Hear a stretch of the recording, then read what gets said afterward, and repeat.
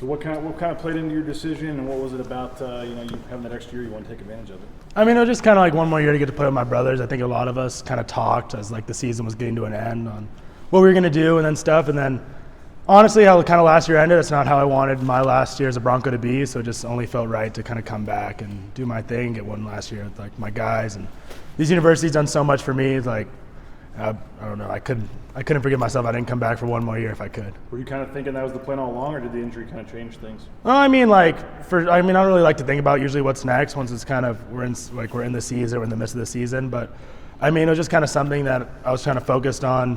Can I come back that season? And once that happened, and I was able to actually be out there, like it was just like I kind of just had to come back and be a part of it one more time. How tough was that rehab? I mean, you got on the field for a couple snaps there at the end. Like, how hard were you working to get back? I worked super, super hard. It was just kind of a goal that I set with our trainers and our team doctor. I said I want to play in the Mountain West Championship. And it was just kind of something that we just kind of worked towards every day. Some days it looked more likely than others, but it was just kind of something that we just all kind of like were able to work together. And it was just something that was awesome and like really get to prove to myself that I'd be able to do.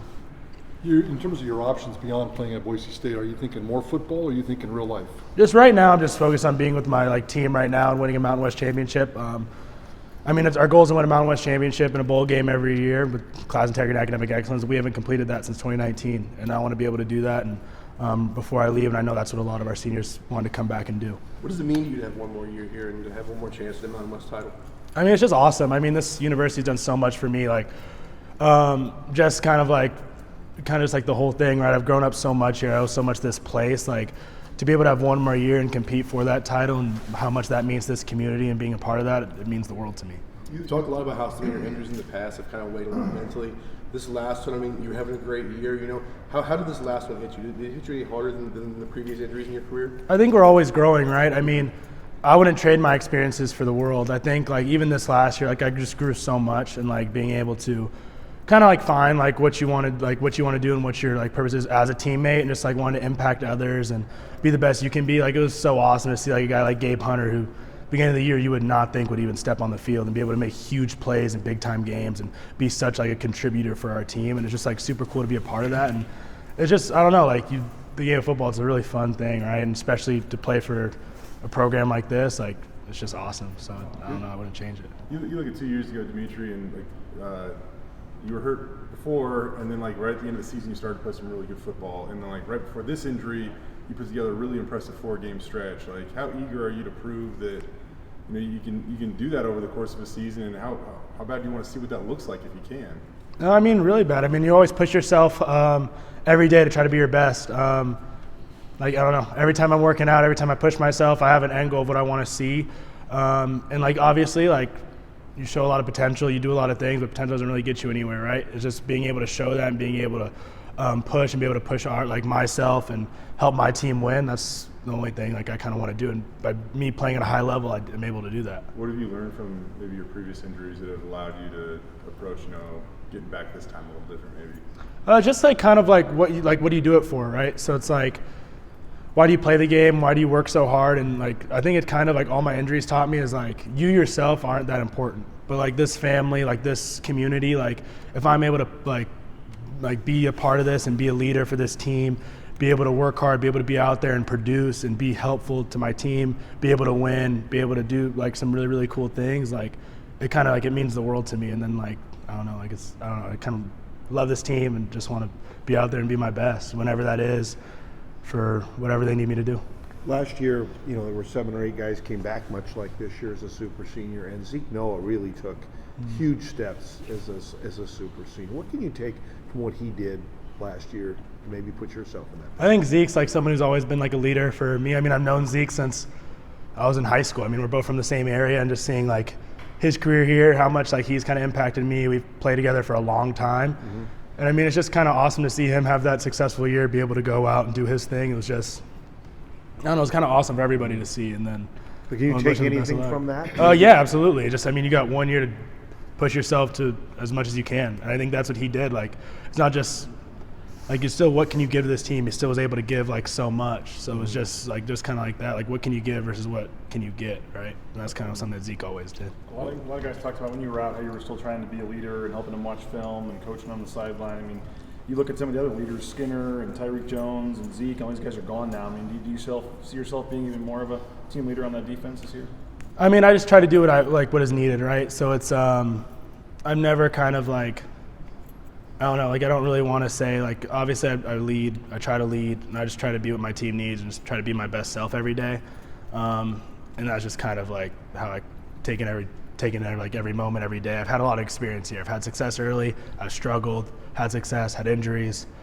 I've seen it all. So it's just like being able to tell people, being able to have those experiences, like it's helpful for a lot of guys. I can relate to a lot of people. So it's just something that's just kind of fun to do and be able to lead, talk to them, be able to tell them what I'm seeing and stuff like that. What role did Andy or Spencer each play in you coming back? DJ said that Spencer was like almost bombarding him with texts of like, we want you back. Like, did Coach Avalos and Spencer Danielson, how did they convince you? I think it was kind of like an unwritten, like everyone kind of knew I was going to come back. I was just like, are we going to talk about this or not? It was one of those things. But I mean, it wasn't saying it would be that hard. It was like, all right, so I see you in a few weeks. I'm like, yep, see you then. See you, Coach.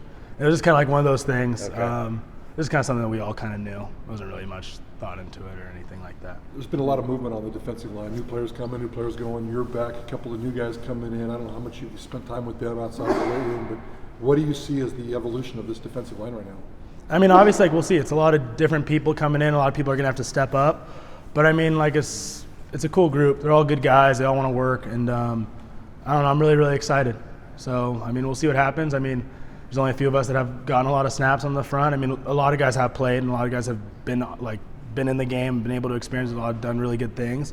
But I mean, we'll see. Like just like every year, when people leave, someone else comes in, and just kind of go from there. Any first impressions of the new guys? They're really good dudes. They want to work, they want to learn, and they're going to push themselves. We're still keeping the international thing going. We still got Germany, Egypt still, and all that stuff. So I don't know. It's pretty fun. Like it's cool. So it's exciting.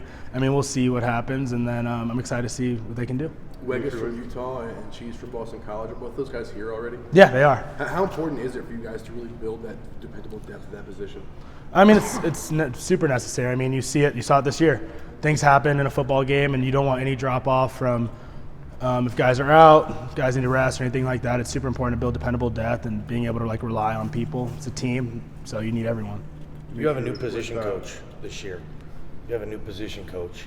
Yeah. In your opinion, what qualities make a good position coach? You've had a few.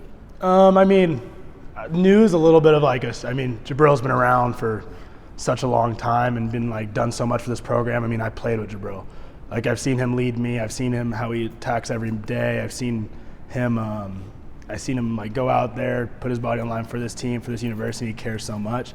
And I think you'll see it once he's out there. You're going to see a bunch of energy, someone who cares, someone who wants to build a relationship, but someone who's like pays attention to the details and tries to push all of us to be our best selves every day. There were a couple of guys on Twitter who, when the news was out, like was saying, "Hey, we want Jabril to be the guy." I mean, what is it about him that allows him to form, such good relationships with his guys? Obviously, the age probably helps. I mean, you guys have been around him for a while, right? A lot of people have been reporting on this team for a long time. I mean, Jabril loves this place. He loves us. He loves kind of anybody to put on a Boise State uniform. And I think just because of how much he cares about this place, he knows the standard that needs to be set. And we see how hard he works every single day. So when you're able to have that as your position coach, someone who's been in your shoes, someone who's kind of been a part of this thing, it means the world, because you know what they say. When they're pushing you, when they're hard on you, you know where it's coming from. It's because he's experienced it, he's been a part of it.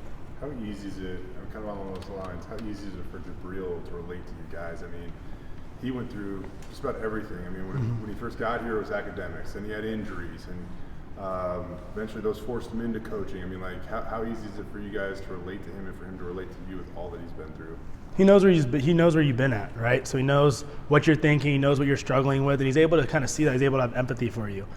He knows how you're feeling before you walk in the room. You don't got to say anything, right? And he's able to like kind of lead us and kind of know kind of what we're going through and what we need. And I think like sometimes like a lot of people and I think what a lot of like our coaches do a really, really good job of is like not just like waiting for you, like not just waiting for you to when they ask you a question, not just waiting for your mouth to stop, but actually listening and caring what you're going to say, and then like responding to and knowing what you need, how to be your best, and pushing yourself. And I think that's what makes our staff like really special and what makes him really special. I know you kind of hit on it, but do you look around that edge room now, Demitri? I mean, you've been here even longer than your position coach. Yeah. Like, what's that like when you look around the position with you? I mean, yeah, it's been like I've been here a long time. I mean, I remember when Coach D was my position coach, and it was me, Jabril, Curtis, and Sam Witt, and now it's like look around, it's different. And I think it's bigger, it's more people, and I think it's just really cool. It's really cool to be a part of. I mean, that's sports, right? Rooms change,